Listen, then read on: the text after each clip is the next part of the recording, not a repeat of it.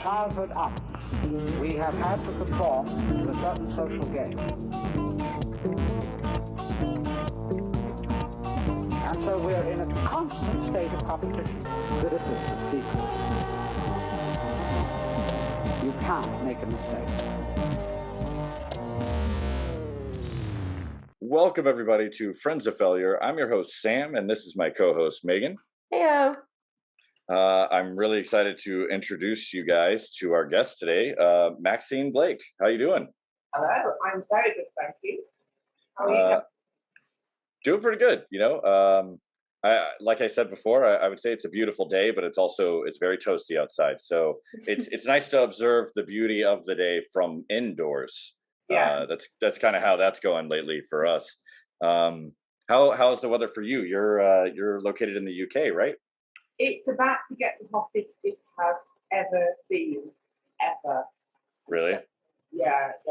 Sending out lots of warnings how to stay hydrated, stay in the shade. Some places might be closing, just giving people advice. So, yeah, I'm hitting the shade tomorrow, maybe staying indoors, or I'm out. I might have an umbrella. Yeah. Yeah. It's been wild because I've talked to people who are quite a bit north of us because we're basically at the bottom, right? Mm-hmm. And they're saying that they're experiencing heat that they've never had to deal with before, and it's one of those years for sure. Well, it might be the first of many. Yeah, it's the beginning of a lot more of the heat. Like I hope that eventually. So I'd rather be in the heat than the cold, but I hope that one day it's not like, I remember like 20 years ago when we used to have seasons and they're like, you guys used to have seasons? And I'm like, oh no. But we'll see. Yeah. Time will tell. What's that? It feels like there's no difference. Right. Yeah, it's just hot and then even hotter. Yeah. We get quite a lot of snow here because we're built on 7 hills in Sheffield. And where I used to work, the buses used to stop because they just slide down the hill. And so there were times people would be crawling across the road on their hands and knees because it's so snowy or so icy. Just don't get that. Oh. I know. Well, I was about to say, is that where the saying comes from? Like back in my day, I had to walk uphill both ways to and from school.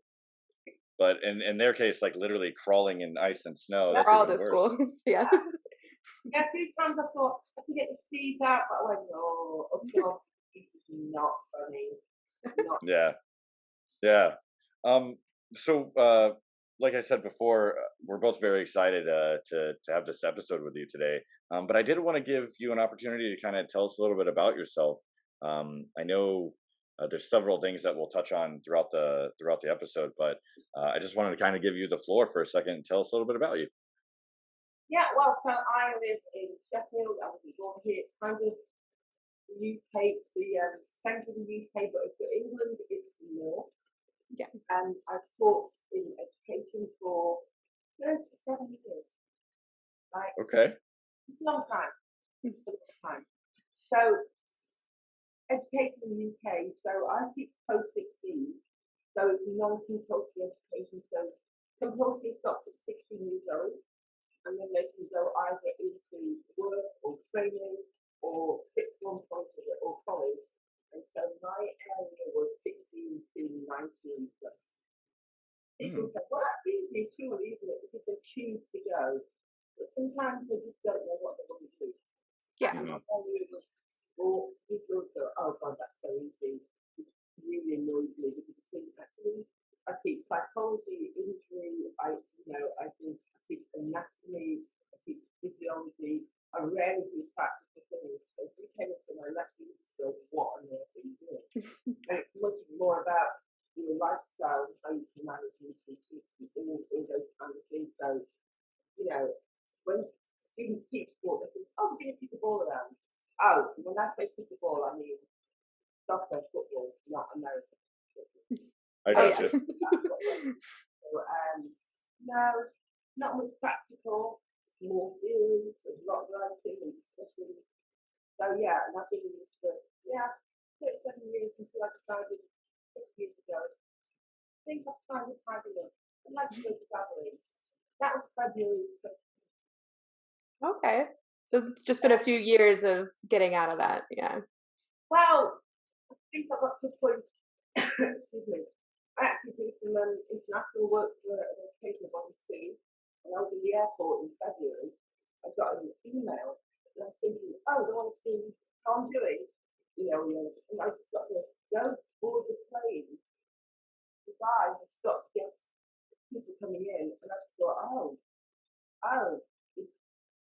this illness or whatever it is, I thought it was staying wherever, but it wasn't. So I was going, what do I do? I'm in the check-in queue right now with my case, and I have to go right to go back home. That's when I knew it was worse than I really thought. Yeah. I can't imagine getting that email. Do not board the plane. It just sounds like. I hope you haven't got on the plane. I went, oh, I'm nearly through the check-in. Oh, okay. Not going to, but it had a good ending, so that was okay. Yeah. Thankfully, right?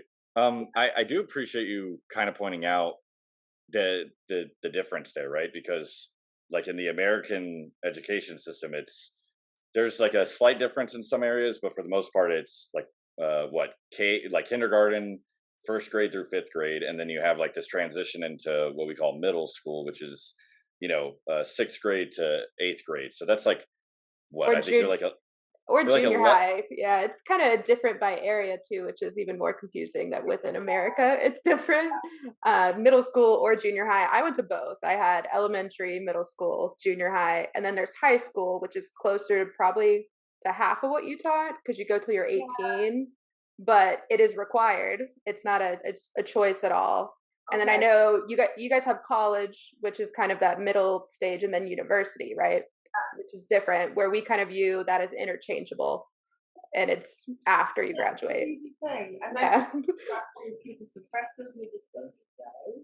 Yeah. At university, when we've written and published so many articles, we are teachers. Yeah. Oh yeah, it sounds like the same English, but it's not. No. Yeah. It's that whole thing of like it's the same thing, but it's not, and you're like, oh, that's a conundrum, right?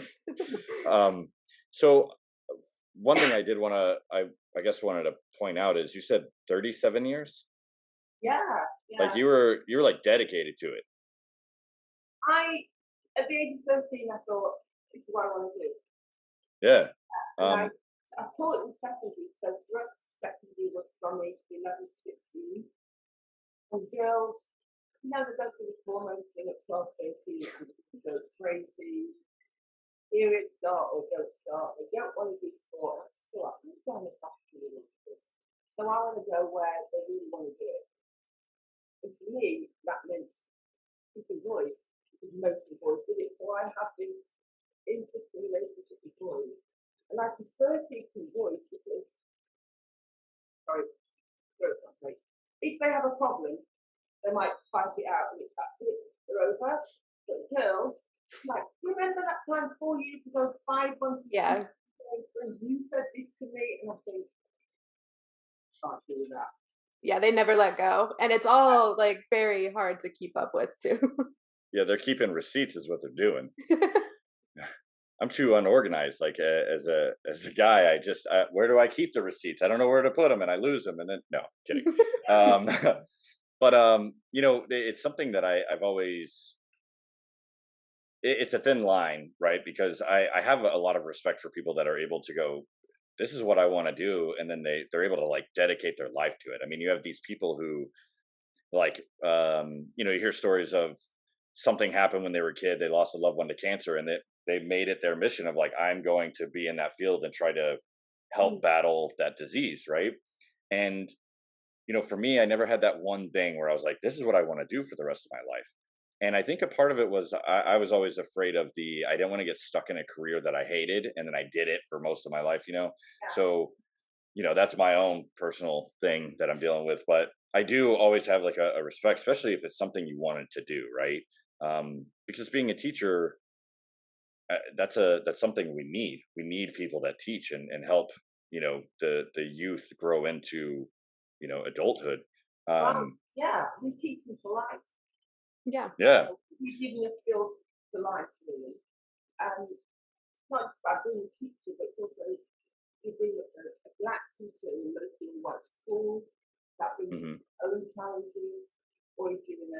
very, very poor schools or, education establishment, I think it's own challenges too. So we have to think on the feet and also lots of support the students because they start further back than other kids would do. And so the level of interaction that you do for them, you think it's part of the job, but it's you sleep, you breathe it, and that's the life. Yeah, you are a teacher. Yeah, it's not like a job title. It's like it's a part of who you are. Yeah. Yeah. The closest thing I have to that, and I mean I only did it for 4 years, but I did military, and like that's what happened is I was kind of like after I left, I was still that thing, and Yeah. I couldn't function because I was no longer with the group, and I was still trying to be that thing because we were eat, sleeping, drinking it. We were that title, and I eventually grew back into a version of myself, right? Over Yeah. time. But it's cool because it's one of those things where any of my friends that became teachers, it wasn't for the money. It was about the purpose behind it and looking for that fulfillment of life of being like someone that was giving to society, right? Yeah. And so, yeah. Never go for the money. You'd never do it. But Right.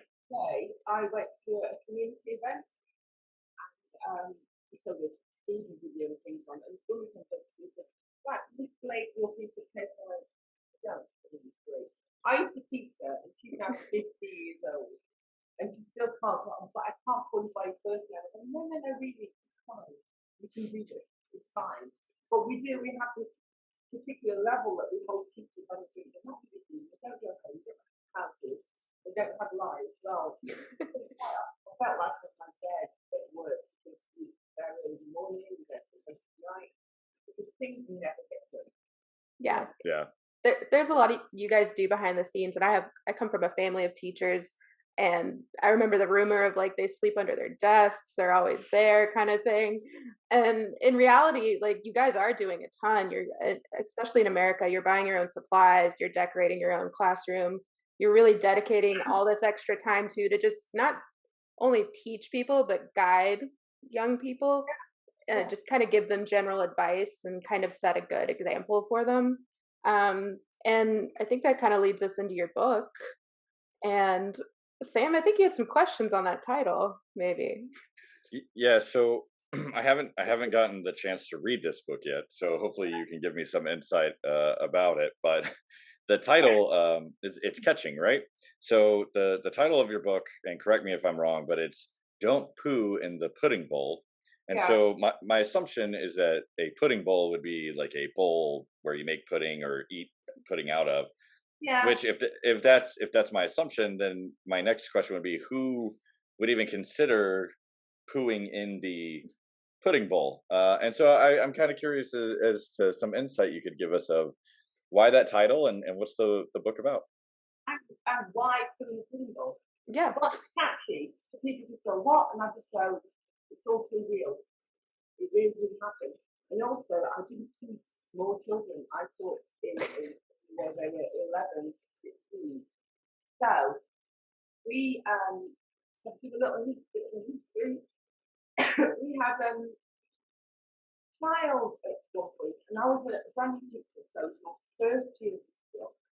And I remember my lecturer at the university said, "You accept this job because you really need to life. It was going to be really good school." And I thought, no, it's fine. Well, I opened it. I went in teaching.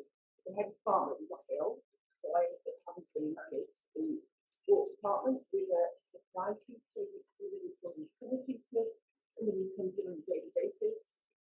Yeah, and there were had no history of after school sports or anything around the city, so it was nobody took to that school because the kids were really awful. But we had this space of what's called fancy structure. All right. Oh, I can only assume. So I'll let that sink in for a moment. We had this brand new teacher who thought it was really innovative And where we had the students who were 11 to 13, we thought in treat them a bit like middle school. So we teach them not just our own subjects, but other subjects too, to make them feel a bit more right up and gradually we get into the school a lot better. So I thought, well, I can cook and I can sew a bit as well as teach them sport and all that. I can teach them home ec stuff.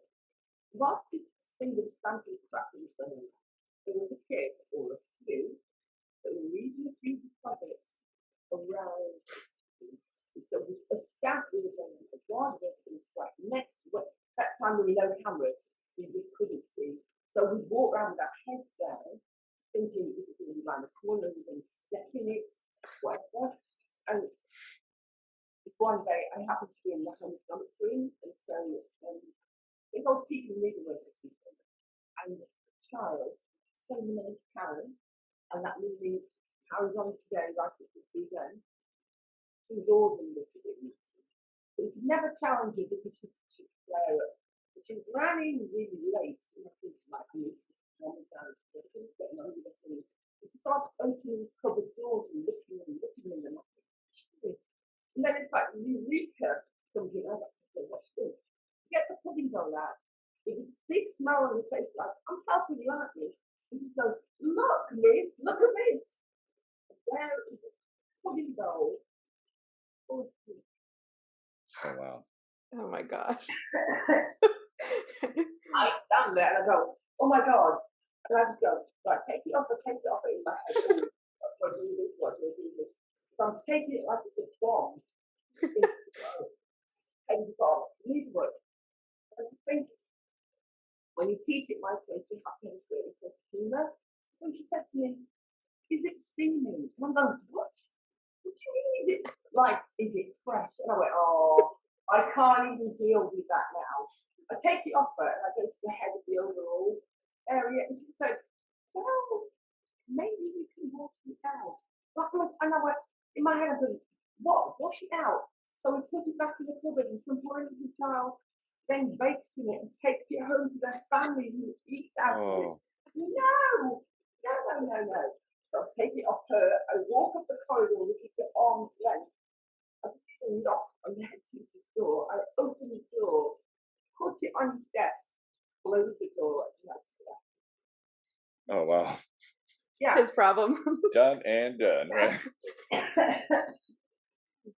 So not long after that, caretaker was on the stage and he was on the ladders looking at the lights. He fortunately came down the ladders straight to the street. And as he turned round, he actually found the student he was depositing. Took him, to the head teacher. The head teacher took him in and offered him tea and biscuits. Well, you can imagine the staff that going through all this trauma thinking, this child gets tea and biscuits, but leaving deposits all over the place. And so yeah, that was the kind of place I worked in my first few years. And that didn't harm anybody else. I don't know what it is. And when I met my male staff that I hadn't seen for about 30 years, things I say to fancy crap, and they go, oh my goodness, I remember those days, and it comes back like a flash. So yeah. I used to think I was kind of a mischievous kid. Like I like little shenanigans, but nah. Not quite that. Yeah, definitely not quite that. Honestly, I guess I was a fairly decent kid. I didn't. I kind of hate in any bowl. In high school, we had a phantom pooer as well. Okay, I don't know why it's a thing. I thought I was the only one affected by this condition that kids have, but they were pooing in the stairwells like over and over, and it became this thing. We did have cameras though; it didn't last very long. Yeah. They did not get tea and biscuits; they got suspended. Yeah. So. Wow. It would be funny if it was like they got tea and biscuits, but we have like a totally different meaning for it. Like take them out back and like deal with it, you know. So here's one thing that's crazy to me. Like our issue, we didn't have like a phantom pooer, thankfully, but honestly, it probably wasn't much better. For whatever reason, when I was going to high school, and I doubt it was the same people, but someone always thought it'd be funny to like, let's do a stink bomb and put it in the hallway when everyone's transitioning to the next class. Yeah. Boy, those things are foul. Yeah. Yeah. Yeah, you know, or always breaking wind in the classroom. Is that how you do that? You approach it head on. You go on as if nothing's happening. It's just one of those things that really you've got to deal with. Yeah. It's kind of a hazard of the job. Yeah. They don't tell you about how to handle that in training. No, probably not. No. Yeah, just picture a soon-to-be teacher at university, and they're like, now we need to talk about the pandemic that is phantom pooers, and it's like, I'm sorry, this is like a thing that we have to learn about. Oh yes, right. And like you have to learn like how to handle it, and I can't even imagine the nightmares that come from that. So you write this book. Yeah. And the title makes a lot more sense now. Yeah, Because I was like, there's no way, but definitely way. Yeah. Definitely. I think it started off when during the pandemic, my son was living in South Korea, and then he came back just before it, and so we were talking about things. And when he was younger, especially at home, I wouldn't kiss my husband. I just go, oh, guess what happened to me today?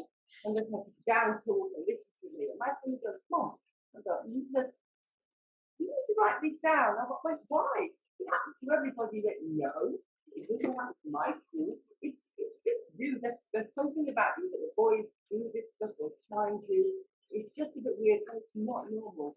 You need to write this down so people know that this kind of thing happens when you're teaching. And I used to say to the staff, they couldn't say that to you, and they go, no, it's just you. Like, oh, maybe they just want to see if I get embarrassed or anything. But I always go, no, I've had a boy, nothing they can do can embarrass me. And I'd say, we're in this bodybuilding shop today, still trained quite a lot. He was about 4 or 5. And he stood next to me, picked my dress up, put his head under my dress, and just burst out laughing. And these guys were in there, and I thought, yeah, I just picked my dress up and went, what's the funny? You've been there before. And they just, I just carried on. I went, yeah, it's fine. It's fine. You're just like unmoved. You're like, you know. If you take the shock away from them, they don't have as much to like get a reaction from you. Yeah. Yeah. So, yeah, I like that. Yeah. I think there's something powerful about I don't have kids myself, but I have a niece and a nephew, and I was told, you know, hey, you know, if you like, let's say you accidentally say like a bad word, and the kid's like, right? If you don't react, then they're like, oh, it's not a big deal. Not that you want to keep saying it, but you know what I'm saying, right? Like, don't give it any exaggerated power. Well, there was one time, like we're in the truck. I'm talking to my niece's dad, my brother, right? I'm talking to him, and the S word came out of my mouth, poo, right? And I froze because I realized what I did. Well, she realized that I froze and had a reaction, and so she went on automatic fire, like over and over and over. And I'm sitting there, and he goes, "Do not react to this at all." It was almost like in the movies where like the T-Rex comes up, and they're like, "Don't move." Yeah. So I did. I stopped talking. I froze for a second, and I just pretended like she wasn't saying anything. And then I just started to continue the conversation, and it lost the power, and she just stopped. But I'll never forget. I was like, I am the worst uncle on the planet.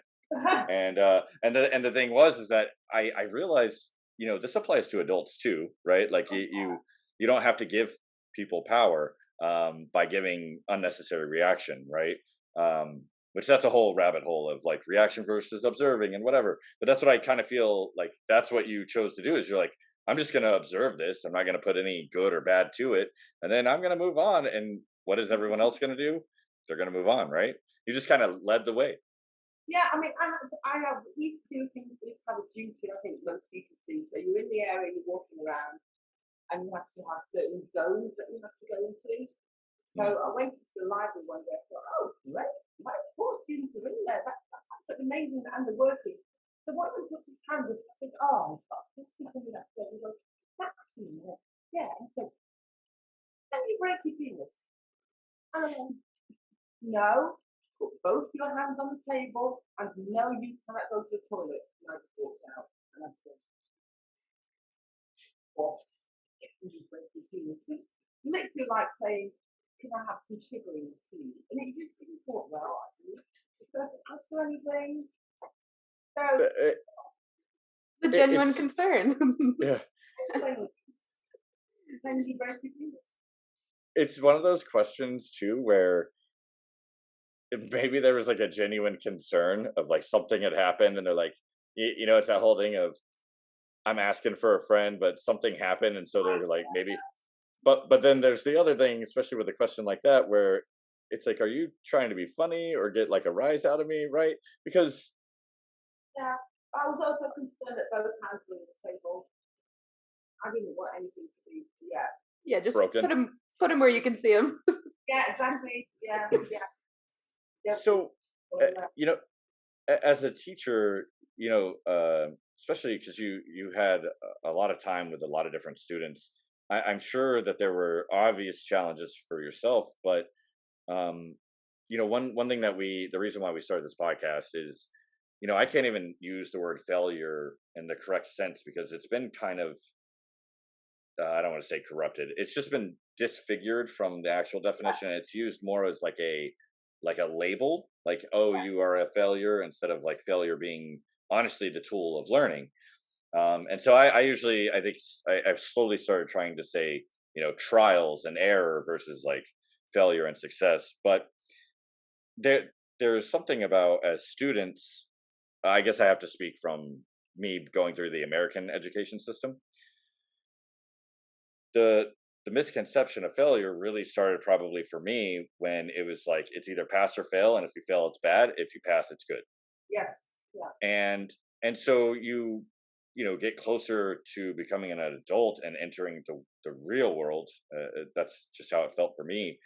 And there was a really negative connotation to failure. So I know personally that there would be things that it's like, oh, I don't even know if I should try because I can't guarantee I won't fail at it. When in reality, if you shift your mindset and you're like, hey, I'm willing to fail, it's a learning tool. So with students, I'm sure you had to deal with people who maybe didn't deal with failure well, right? Like they maybe got a bad grade and then downward spiraled because they were embarrassed, or you know, I don't know how, maybe it's a little bit different. Because I remember there was a girl. I mean, we were young, like 11, and she had only made A's, and then one day she got a B, and I thought somebody had died, and I found out she had made a B, and I was like, I would have killed for a B, but you know, perspective, right? No, I remember we had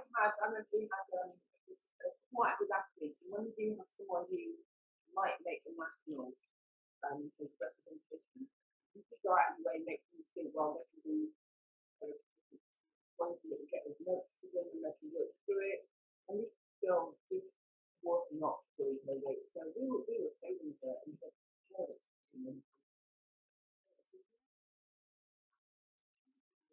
those such parents, I just thought, I can't pass your daughter if she's not doing the work because you get to do too.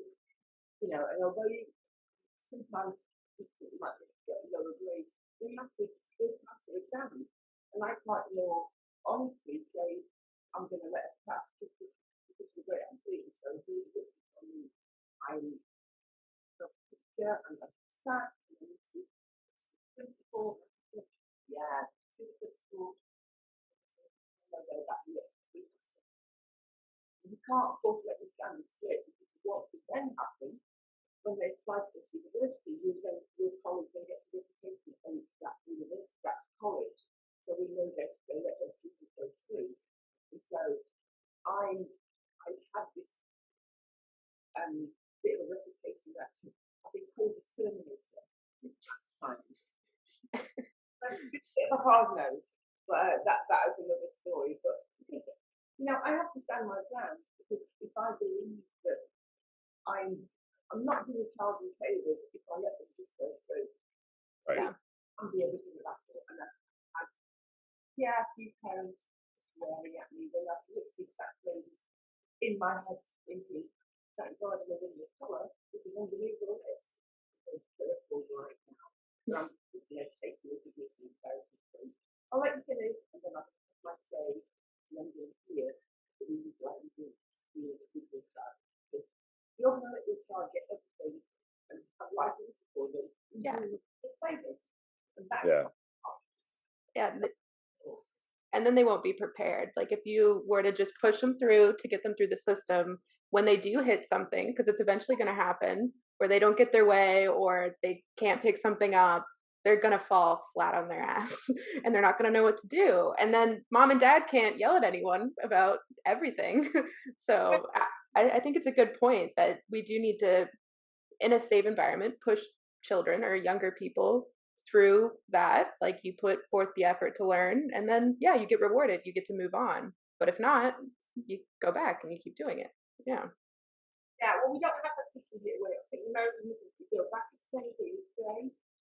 Yeah, we have I've had a few friends or like people I've known that get held back. You basically just do a grade again. Yeah, but that's not an option for you guys. So what would happen if you do fail? Do you just not get credit for that class? It was a whole year. You might fail that, you might do exams, so they'll probably have to pay. Because you can do so many exams where the education authority will pay for you, but after that, then they will have to then start paying you to get over a certain age. If they have a break in the education system and they come back, you have to start paying. Okay. You have a really good system. So I have, I guess, a question. So I know, well, at least when I was going to school, it was the same thing. You had to be passing in order to compete in athletics or sports or whatever. And, there would be situations where it's like, hey, this is like one of our important players. And it's like, it's not the teacher's fault, right? And so, I think it's a great way to kind of, in some ways start teaching the accountability aspect. But one thing that's been interesting to me, again, I don't have kids, but I have friends and family that have kids and they participate in sports. I'm not going to pretend like I know the answers, right? But one thing that's kind of changed for us is that there'll be kids who are playing sports, and let's say like we call it soccer, we're kicking the ball around. Well, it'll be like, hey, what's the score? And they're like, we don't keep score.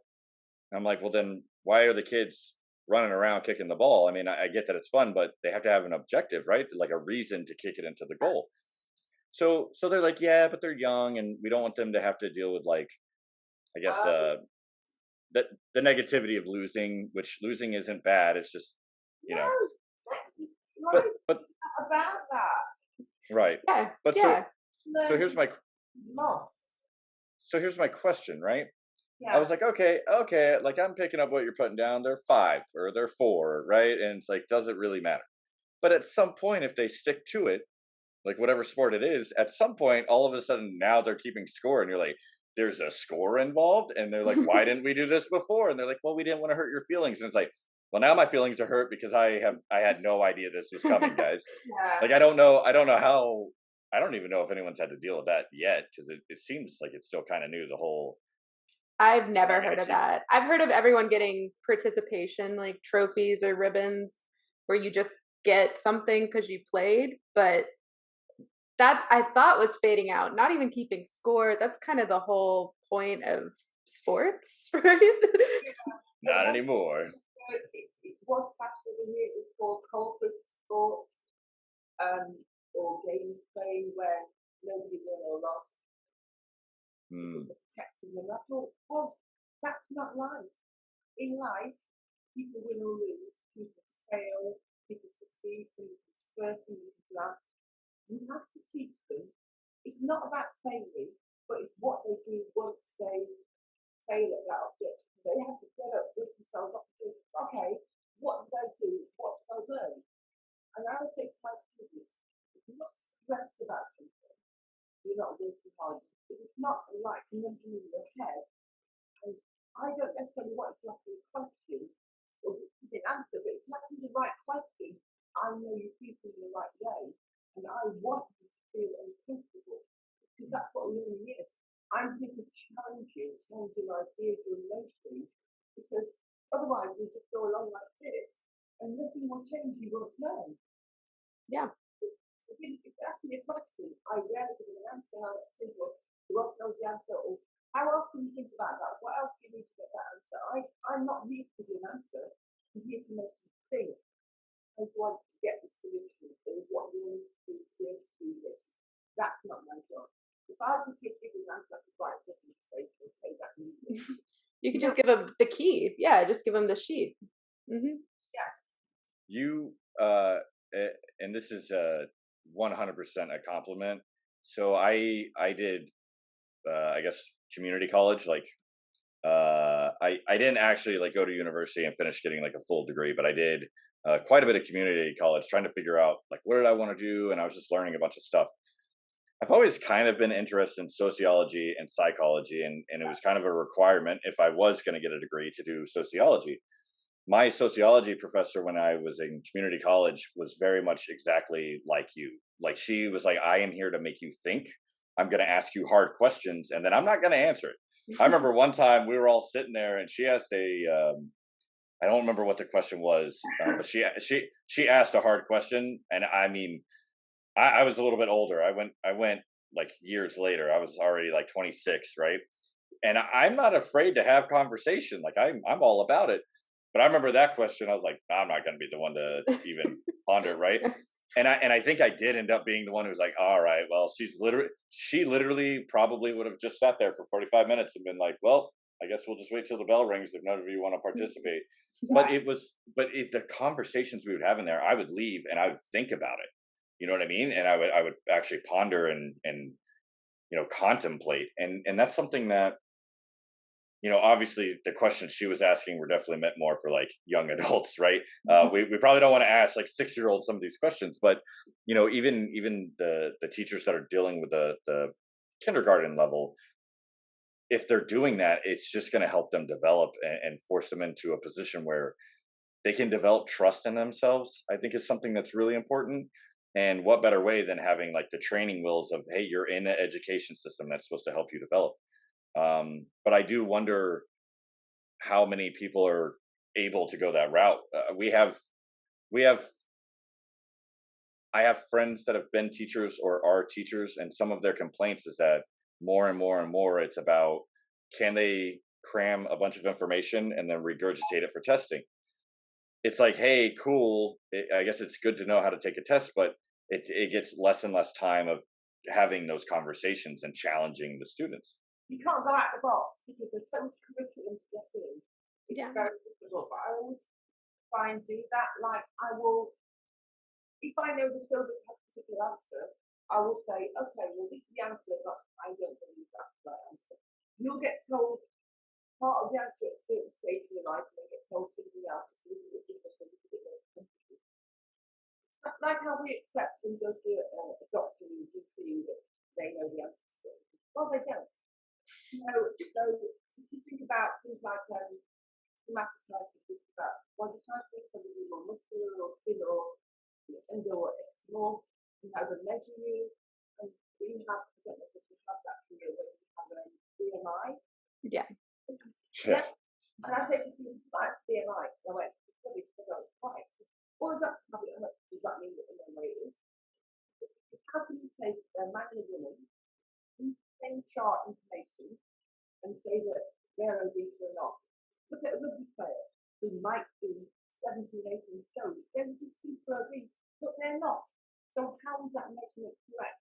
I said, you need to, when you're going to do yes, they have been trained, but there's nothing wrong with asking them questions and asking them why, or asking them where they got that from. I said, you take it with a pinch of salt and then do some research yourself. Don't agree with everything they say because they tell you. We're not yesterday, we have one body. You have to look after it and you have to do the research to make sure that what you're putting in there is actually right for you.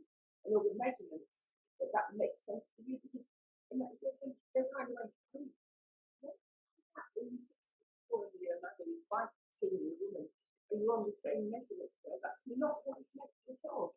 And yet they take that as well. So I want to ask a question. I want you to not somebody else giving an answer to take it on. That's not what life's about. Yeah. Right. In the right way. I have a friend, we talk about, she said it to me, and I was like, yeah, I like this, but she's like, we're on a soul journey is what we're really doing. And so when I talk about like the human body, I always call it my mech suit, like my little Iron Man suit, and I've had conversations with people as a personal trainer where it's like, hey, I have these questions, and I'll be like, well, why are you trying to, let's say, lose weight? And they'll be like, well, I want to be, skinnier, more lean, whatever. And I'll be like, okay. And there are circumstances where people have come to me and they legitimately like went to the doctor and it was like, hey, like we're having health issues, like try to lose weight, like lose body fat.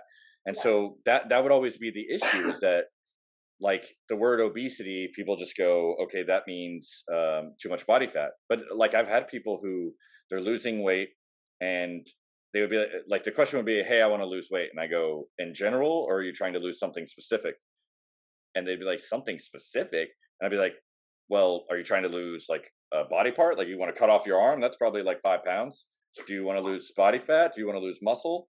And then, and then it gets crazy, because then I would have to play the game of how do I get them to shift how they're thinking about it? Where it's like, well, I want to lose weight because I'm fat. And I was like, well, do you think that bodybuilders are overweight?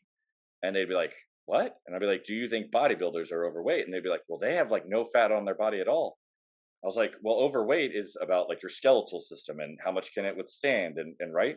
So like I've had to tell people, I was like, yes, I look like I'm in shape, but I've had times in my life where I was too muscular. Like I could feel it. I had too much weight on my bones. Yeah. But it's one of those things where you have to help people question it, because then they're like, wait a minute, like maybe I can figure this out for myself based on like my experience with my body, right? And so it's a fascinating thing to watch people where they kind of, they bite the bait and they start running with it, because then they come back and they go, okay, so I think I figured this thing out, and you're like, they're doing it, right? It's that light bulb moment. Yeah. Exactly.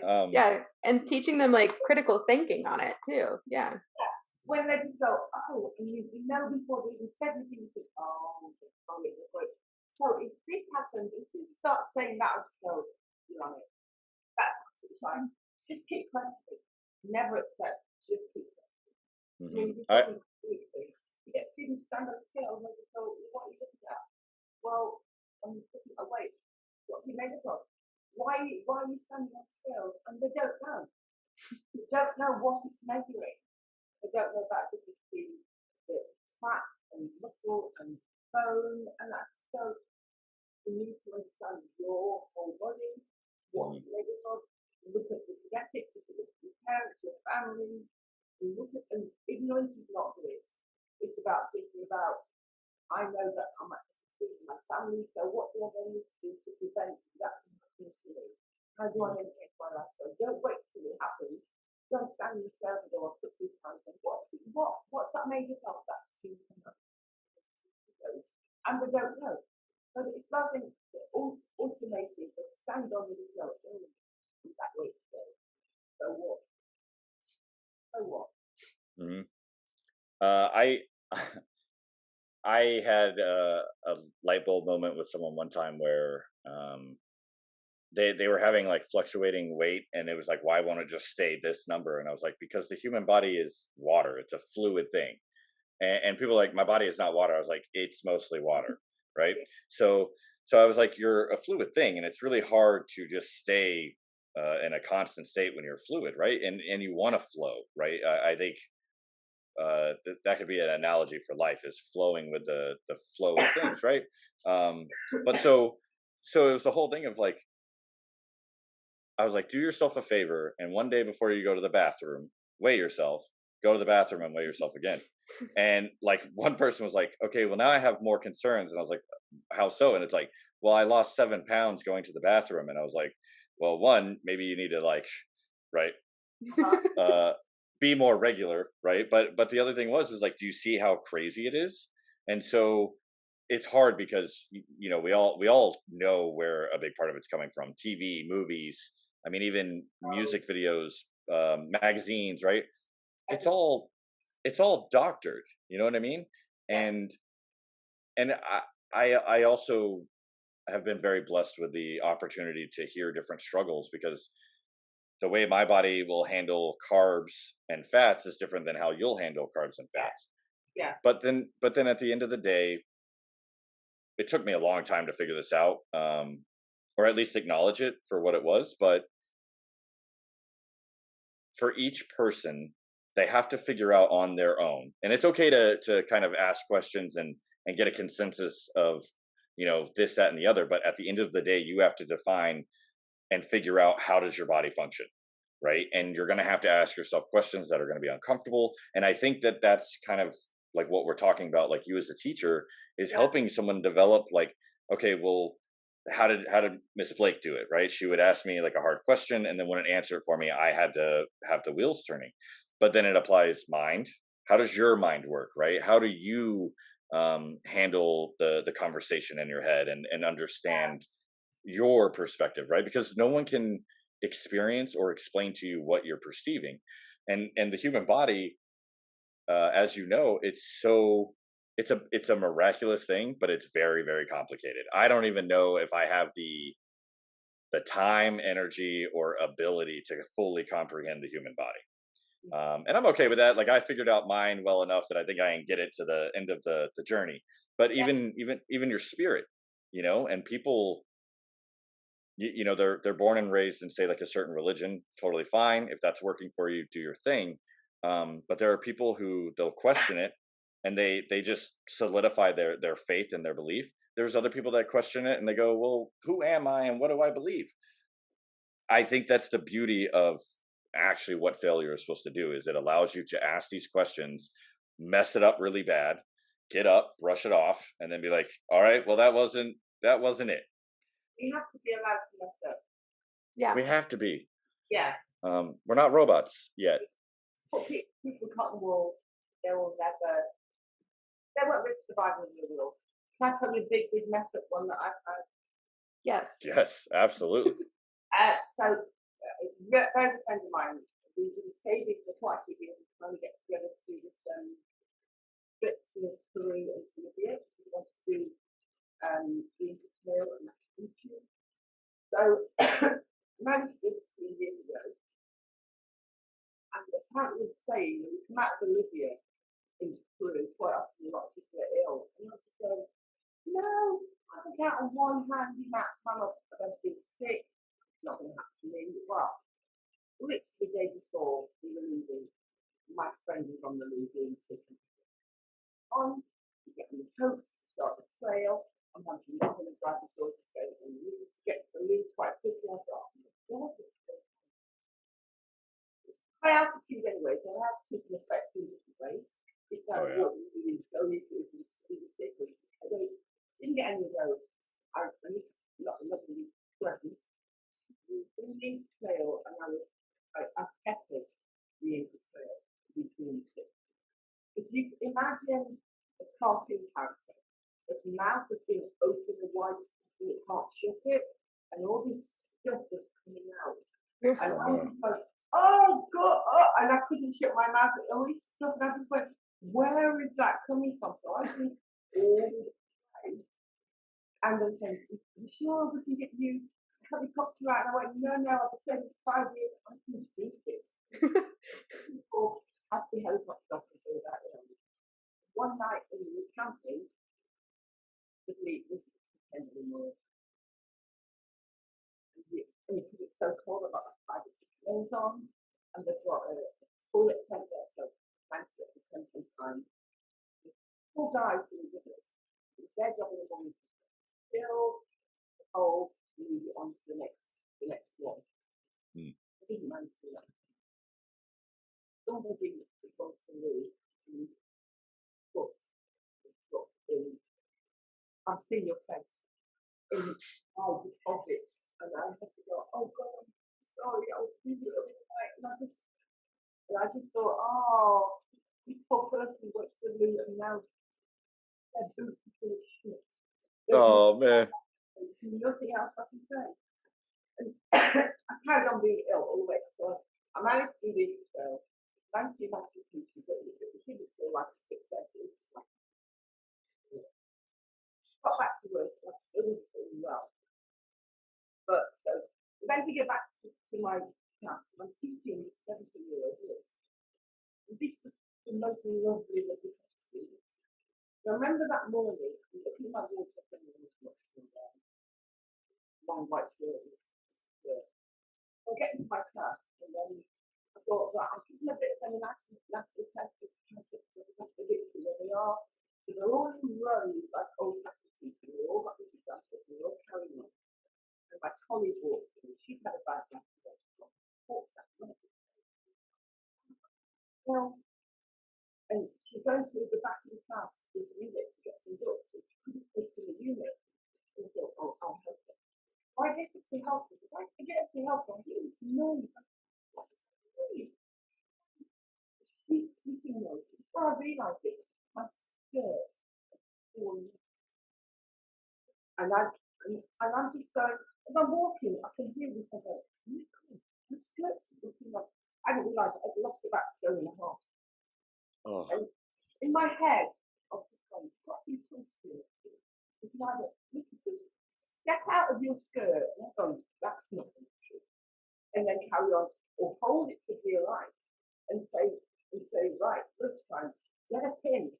But I was mortified, and this boy started to look up, and my colleague was giggling, and my colleague went, what's the matter? Haven't you seen? I thought, no, of course I haven't seen this before. I'm losing all dignity right here with this 17-year-old boy. This is 9 o'clock in the morning. Oh. One time, when I then had them again, and that same day in the afternoon, and I thought, oh my God, I'm stressed. The principal's downstairs, one of the two, and I thought, right, what I have to do. I have to confess. So I went down, and they were on duty, and I said, oh my God, this is what happens in the lesson. Just come back, and my skirt fell off, and they were like, and I went, I know. I exposed myself, and I went, oh my God, you're so brave, you take it so well. And in my head, I go, you're not. Then it's 2 o'clock, and I've had this reputation of being really quite stern. The afternoon, I'm walking up the stairs thinking, right, I've got no choice. You have to take this because they're going to read you like crazy about this thing. So I walked along and having this conversation with them just to, test out the waters. Nothing was there. Hit the register, nothing. And get through a whole lesson, nothing happened. And I just said, what's that? I go home, I rush to the door, I go to my husband. Guess what happened to me today? They were ignoring me. And I said, my skirt fell off a bunch of the boys. And first thing they did was not, are you okay? It was like, Facebook, let's have a look and see what these boys have said.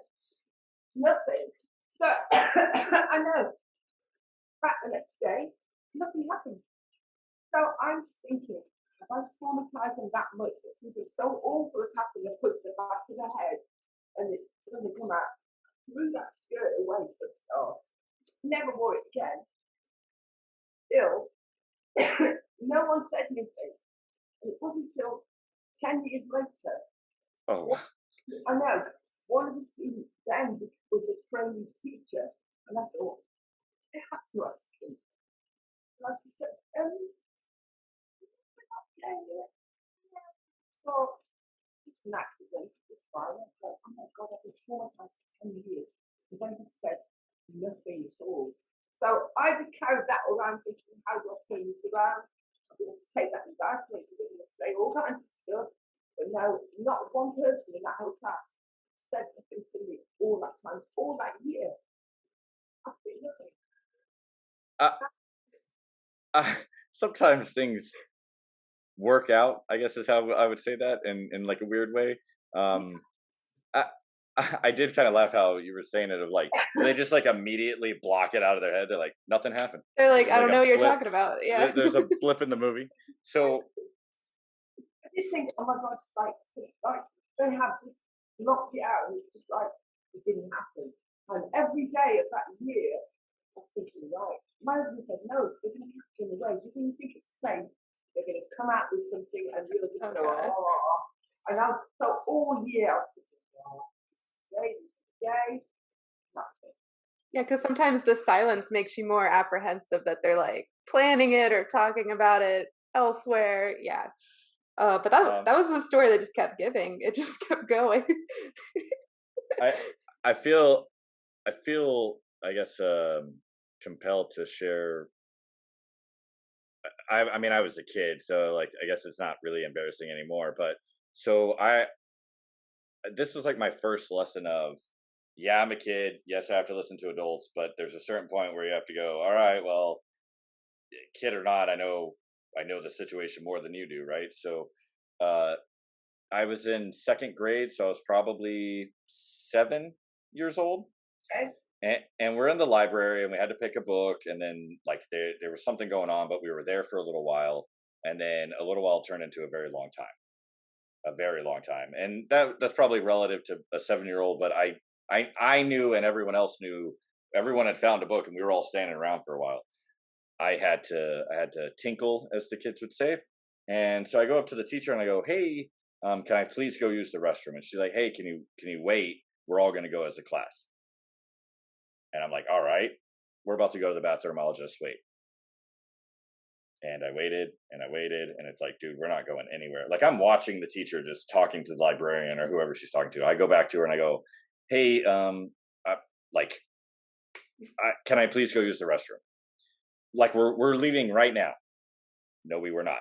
So a little bit of time goes by, and I'm like, nope, like this is bad. So I walk up to her and I go, hey, and then I peed my pants, straight up in front of everyone because we're all just standing around, right? And the thing was, is of course I'm like, hey, and then it's like, well, at least I don't have to worry about going to the bathroom anymore, because I was at a point where I was like uncomfortable. So of course the teacher probably felt really bad and was like, oh God, like I should have just let him go to the bathroom. Now he's like peed his pants, whatever. So I get sent to the nurse and it's like, hey, we gotta find something for you to change into. Well, what they had for me to change into were like booty shorts, like these bright red shorts. Yeah, and that's what I got to wear for the rest of the day. And Oh, what here's what's crazy. Same thing. I expected just so much ridicule. I mean, we're kids. Nothing. Like I was the only one traumatized by it. Nobody even cared. If anything, I think people just felt bad that like not only did he just pee his pants in front of the whole class, but now he has to wear red booty shorts all day. And it's like, oh well, I guess I'll take the pity, you know. oh But it's so strange, right? Because you're embarrassed. You can't help but be embarrassed. But you know, sometimes people aren't as cruel as like they tend to be, right? And no. so I'm grateful for that. Hopefully you are too, right? Where it's like, huh, it wasn't that big of a deal, I guess, right? Um, 10 years ago, that was it. I was just constant. Yeah, Yeah, it's still back there. you can tell. I might just turn my light on because it's getting a bit late here, so can I just... Oh, yeah, it's still good. absolutely. It's still good. Yeah. Yay! There you go. There we go. Hey, let there be light.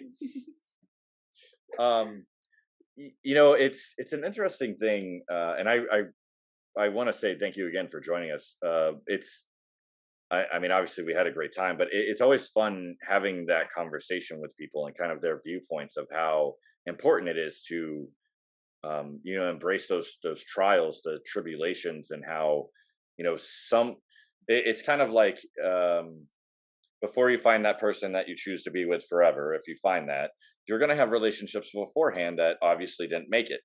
But every single one of those can and hopefully teach you something, right? So it's not that the relationship was a failure, right? Yes, going through breakups, you have to grieve it and you have to process it, and you hopefully can try to grow from it, find the positives. But you know, people will have that whole misconception of like, oh, I failed. And it's like you're only failing if you quit, right? And sometimes you have to quit, right? Like, Yeah. and I'm not saying there are things like no matter what, don't quit. There are things that you have to do an audit and evaluate and make the right choice. Sometimes like with relationships, right? But the things that you really, really want. Like, for instance, I keep calling myself out on this because I'm hoping I'll bully myself into actually pursuing it and not quitting. But I've always had this draw to do music, and I've started different things, but I've always quit. And somebody told me this, I think, like a year or two ago. But they were like, if you quit something, it's because it never really mattered that much to you. It's okay that you quit, right? If you're good with it and it was a decision that you made and you're like, I'm good with it, great. But if you quit something, you're like, God, I really wish I didn't quit guitar. I really like, if you're going to be on your deathbed and be like, man, I really wish I would have kept playing piano. You shouldn't have quit because you care about that. Like, just go through, like, get back up and try again. Get back, like, make it a part of, make it important to your schedule the same way it is to you that you keep getting drawn to whatever that thing is. Yeah. And so it's always really nice, especially with your background, to be able to kind of talk about like that mentality and how to help children understand it, or even like adults that are still trying to figure it out, right? I mean, I thought, by the age of 30 I was supposed to have it all figured out and like I'm good to go and I'm just working towards retirement. Right? But when I accepted the fact that this is to the day you die, and depending on what your belief system is, there's a good chance that you're going to keep having to learn. It's just going to be with a different mech suit, right? Different consciousness, maybe. I don't know. That is nice, though. I mean, if you get to a point where you think my place is done, what are you going to do? There's always something new that you have to learn. And I think as you get older, you find what you're interested in. I mean, my parents tried to make me play piano when I was younger. I really liked it so much. And then 2 years ago, I was working at the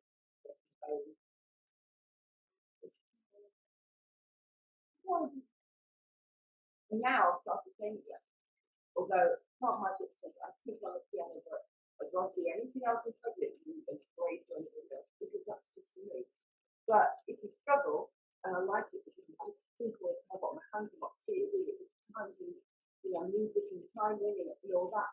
But that is my learning thing. I like to challenge myself. I get stressed about it, but that's because I care. And I put the work in, so it's something different. And you have to keep challenging yourself. And it's fine, but again, what did I learn? What did I learn? What did I do? How did I do this differently? We have that conversation at home quite often about, especially the pandemic, and my son had this for 10 years. It was so nice to sit with adults and have a conversation about meaning of life and working. What can we do and how can we make things better and what mistakes we made, and then talk to an adult like a child. I thought,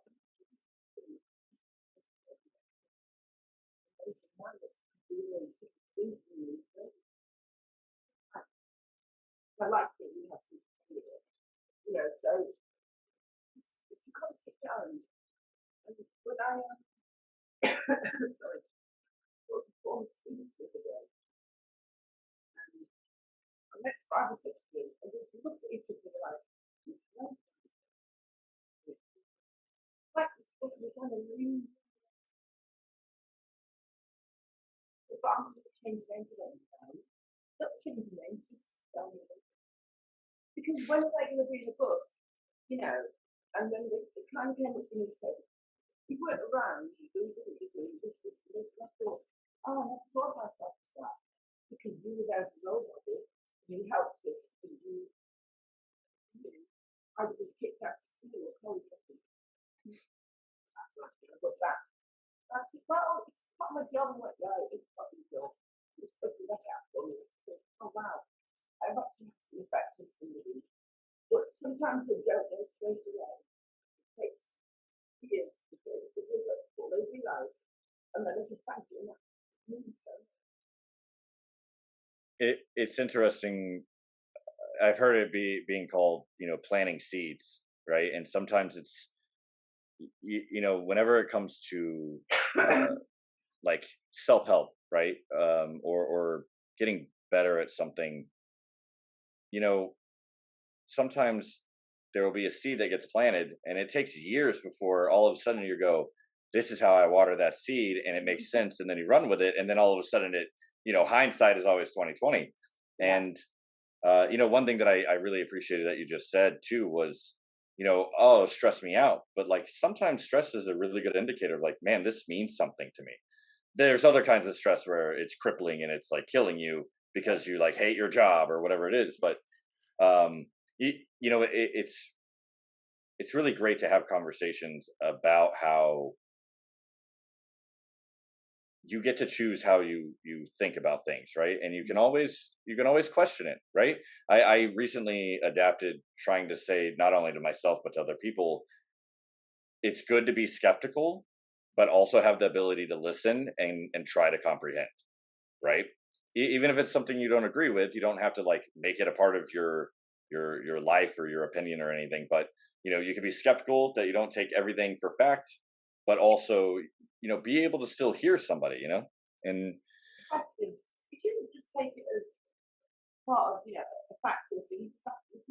And where to get the information from. How I find out about it rather than taking it all on. That's exactly it. yeah.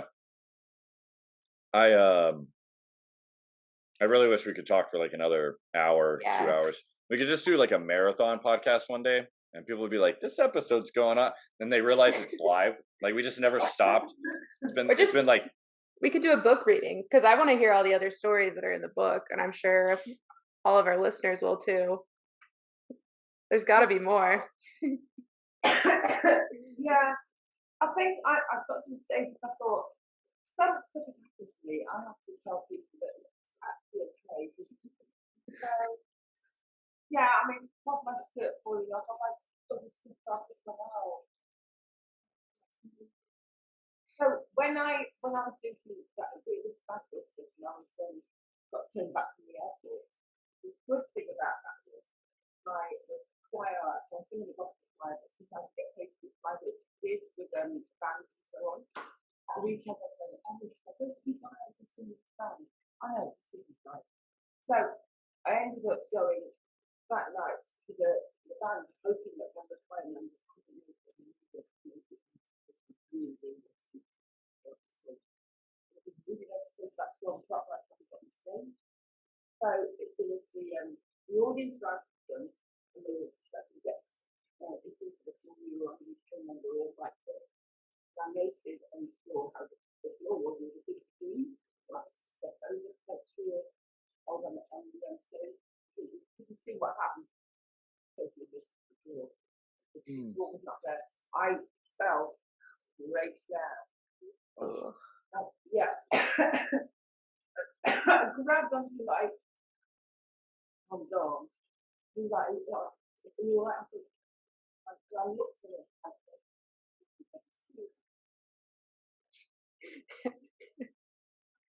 "Look, that's down my leg right hand." But I thought, "I'm going to have to sing, get this fixed out." So it was in a way that even persons that left me didn't actually remember. I got off the stage, rolled my time, and I got hold of my child, blood coming from it. I went, Oh my gosh. So what's that whole thing that happened? And then somebody in the audience said, "Oh my God, you guys are great." I said, "No." So, fine. wow. Yeah. And one of those things that I still feel more strong Stages are a scary thing to me because I've seen videos where like a person's walking and like it's kind of the same thing, they fall, but it's so quick that it's like they just poof, and then like a head pops up and they're like, "I'm okay," and you're like, "Oh my gosh." But I can only imagine how your brain has to go, where am I? Like, did I fall through a portal, right? Well, and then you have to perform. Yeah, like that's a whole nother thing. Remember all the movements and just do the very professional. Just go. Just really let my leg have a broken my shoe down. No, it's just skin. Just standing on stage singing or bones sticking out of your arm. You're like, no. No, yeah, I don't. I know I wouldn't do that. So unfortunately, this is where we have to wrap it up. But I genuinely really enjoyed this a lot. I am going to find your book, and I don't know. Maybe in the future, what we'll do is we'll have a live reading. We'll see. It's in the air, right? We'll debate it. We'll figure it out. It's like a 10-part podcast series of us reading Don't Poo and the Pudding Bowl. We'll just do the audiobook. Yeah. Yeah. Oh, that's you? exciting. Yeah, it's one of those things, like it reaches a whole nother audience, right? Like there are a lot of people who maybe aren't strong readers, or they're not willing to take the time to like sit still and read. Yeah. I'm one of those guys. And so I listen to a lot of the books that I ingest. So Yeah. maybe I'll reach out to you and be like, hey, so when's that audiobook going to be done? I don't know. If I have to read it, I'll tough it out. I'll read it. But again, it is, you know what, it's weird as well. My former students said to me, oh my God, I've read a book. You know, this is the first book. You mean when I was teaching you never read a book? I could do congratulations, like, you never read a book when I was teaching you, but I'm in this book, so can you sign it? And I said, oh, that's so nice. But yeah, if it reaches somebody else, that's great. But I've also had former students who messaged me and said, I'm now starting to think about my life, and I want to start writing things down. I've never done this before. Can you help me? And I thought, I never thought you could do that. You know, it was just about putting my stuff down as it's so good to be reading it. It's not with me, it's not to anybody not doing it out there. But then some former students go, now I want to write. Yeah. I just thought, oh, wow. So I'm just so pleased that that kind of thing is happening. It's wild how we affect people, and we never, like, a lot of us never get to know like the kind gesture that changed somebody's day, or like I mean, sometimes it's really simple, or it'll be something where our focus was totally different and someone took something from it that you're like, wow, like, yeah, you're welcome, right? Okay. So one thing that we love to do here is we like to visit Megan's Corner. We don't have an actual physical corner that is Megan's yet, but we'll get there. It's just what he's named it at this point. But really, it's where I tell you all about our social media presence. You can find us at Friends of Failure. We will also tag Maxine on all of this. Just look in the bio or wherever we posted it. And send us your emails at friendsoffailurepodcast@gmail.com. Maybe tell us about your teacher story. I don't know if you had a teacher whose skirt fell down or anything like that. I want to find out more about the Phantom Pooer. So if anyone's got any updates, any confessions, yeah. Oh, if you're a phantom crapper or pooer yourself, I'd like to hear. Yeah, why? Why? Yeah, tell us What's why. It's a good question. Yeah, and you can guarantee if we get any emails, right, with insight of the Phantom Pooer, we'll let you know. I'll forward it to you. The insight. Oh, that was a bit of a book, isn't it? It could. It could be your Insights number of the 2. Phantom. Oh, number 2. Why there it is. Yeah. Too good. So hopefully, I really, oh man, I cannot imagine the emails that we're going to get one day. Well, when that day comes, I'm braced for impact. So for everyone listening, thanks again for the support. I hope you enjoyed yourself as much as we did. And of course, I'd like to leave everyone with this final thought, which is life is happening for you, not to you. So go out there and do something. But not poop. Don't poop in weird places.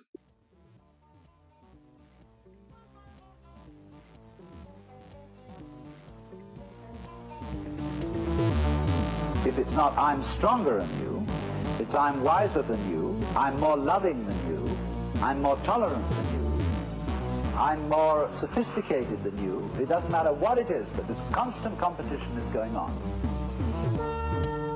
This is the secret.